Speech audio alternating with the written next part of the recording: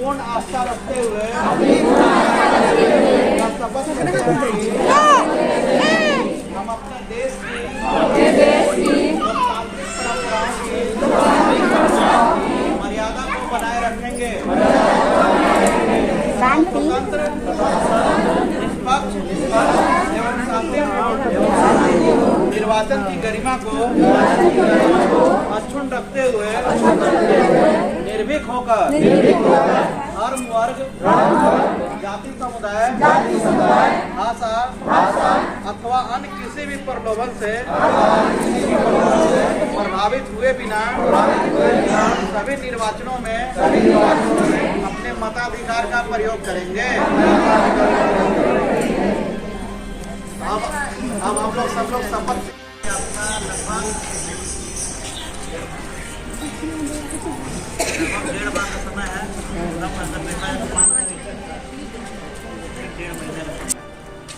देखिए, हम लोग यहाँ बैठे कुछ मतदान के समय में हम लोग कुछ जागरूकता का कार्यक्रम करते हैं और ये संध्या चौपाल है। तो संध्या चौपाल में मुख्य रूप से हम लोग किस चीज के लिए बैठते हैं? संध्या चौपाल का मतलब मुख्य रूप से होता है कि मतदान की जो प्रक्रिया होती है, लोकतांत्रिक हमारा देश है, इसमें सभी व्यक्तियों को मत देने का अधिकार है जो 18 वर्ष से ऊपर की उम्र के आयु वर्ग है।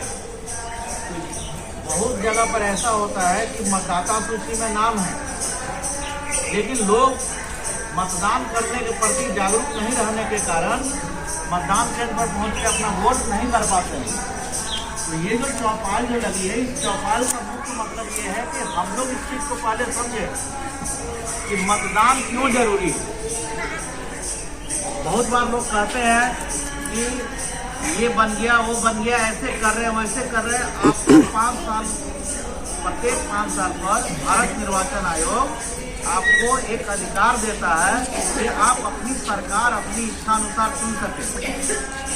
बहुत सारे चीज़ों में आप देखिएगा कि बहुत सारा ऑप्शन रहता है। अगर कहीं हमको घूमने के लिए जाना है तो हम एक बार में जगह चुन सकते हैं दिल्ली, दूसरा बार में बॉम्बे चुन सकते हैं, तीसरा बार में कलकत्ता चुन सकते हैं, चौथा बार में हिमाचल प्रदेश चुन सकते हैं। लेकिन ये जो वोट जो है हम लोग का, ये हम लोग को जो एक अधिकार मिला हुआ है, इसमें 18 साल की जो व्यक्ति है जिसकी आयु 18 वर्ष हो गई है, उसको मताधिकार का प्रयोग करना है।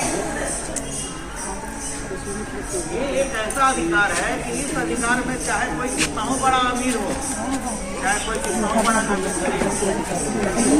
अमीर को भी एक ही अवसर है, एक बार उसको मत देना है। गरीब का जो अवसर एक ही बार है। इसका मतलब क्या है? मतदान एक ऐसी प्रक्रिया है, अमीरी गरीबी इसमें कोई मतलब नहीं है। मतदान की प्रक्रिया में सबको समान अवसर मिला हुआ है। जो एक अवसर हमको समान रूप से मिला हुआ है, इस अवसर का हमको लाभ उठाना है। ये सब चीज चाहे जो भी निर्वाचन, लोकसभा हो, विधानसभा हो, सुने ना तो जितने भी तरह के निर्वाचन होते हैं, प्रत्येक निर्वाचनों में जो हमारा एक अधिकार मिला हुआ है, वोट देने का अधिकार, इस अधिकार का प्रयोग हमको जरूर से जरूर करना है। बहुत ऐसी महिलाएं हैं, हम देखते हैं कि कुछ महिलाएं सोचती है भीड़ लगा हुआ है लंबा, क्या हम जाएंगे धूप में खड़ा रहने या इस तरह का मौसम उस मौसम में। लेकिन आप ये समझिए कि अगर आप उस जगह पर खड़ा होकर के अपना जो सरकार जो बनाना है या अपने जो मेले है, जो चुनाव है, जिस हिसाब से प्रतिनिधि है, अगर आप सही प्रतिनिधि का चुनाव नहीं कर पाइएगा तो फिर आपको कोई बोलने का भी अधिकार नहीं है कि ये कर रहे हैं, वो कर रहे हैं, ये करना चाहिए, वो करना चाहिए। जब आप अपने अधिकार का प्रयोग कीजिएगा तभी ना आप कुछ बोलिएगा। परीक्षा है, पढ़ाई करके तैयारी कर रहे हैं और उसके बाद हम एग्जाम दे रहे हैं, और बिना पढ़ाई किए हुए हम एग्जाम दे रहे हैं, दोनों में अंतर है ना। उसी तरीके से यहाँ पर ये चीज है कि अगर आप जब भी चुनाव का अवसर आता है और इस अवसर में आप अपने मताधिकार का प्रयोग करने के लिए जाते हैं, अगर आप मताधिकार का प्रयोग करेंगे तो आप सवाल कर सकते हैं, आप कह सकते हैं एक अधिकार के साथ हमने वोट दिया, हमने अपने मताधिकार का प्रयोग किया। अब वोट कोई नहीं दे रहा है और जबरदस्ती किसी के ऊपर आरोप लगा रहे हैं कि उसको ऐसे करना चाहिए, वैसे करना चाहिए, ये कर रहा है, ये नहीं करना चाहिए।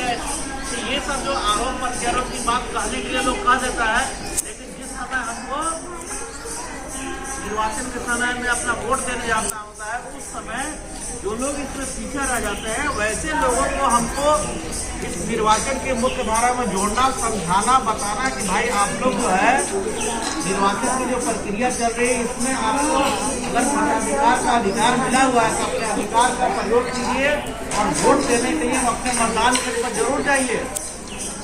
बहुत सारे नारे, बहुत सारे स्लोगन बना हुआ है। हम लोग कल जो है साइकिल रैली भी निकाले थे कि छोड़कर अपने सारे काम चलो पहले करें मतदान, या बहुत सारा चीज ऐसा जो है नारा जो है स्लोगन जो है हम लोग इसको बोलते क्यों है? कोई चीज बोला जाता है या किसी चीज के लिए, जैसे आज हम लोग आप लोग सब पे बैठे हुए हैं, अपने अपने घर का काम सब लोग छोड़ करके यहाँ बैठे हुए हैं, किसी एक उद्देश्य से बैठे हुए हैं। और अगर बैठ करके हम आधे घंटे या 1 घंटा का समय दे रहे हैं या आपसी चर्चा कर रहे हैं, तो ये चर्चा करना या हम लोग तो बैठ करके मतलब चौपाल के माध्यम से एक दूसरे से जब बातचीत करें, इसका रिजल्ट यही ना होगा कि हमारे थ्रू जो और लोग हैं जो जागरूक नहीं है उनको कम से कम जागरूक करें कि वे लोग भी आगे बढ़ करके 2, 4, 10 लोग मान के चलिए आपके गांव समाज में कुछ ऐसी महिलाएं रहती होगी जो वोट देने के समय में नहीं जाती हैं, ऐसे भी लोग होंगे। क्योंकि अगर सभी लोग मतदान केंद्र पर पहुंच जाते हैं तो 100 आदमी है तो 100 में 100 आदमी वोट दे देगा।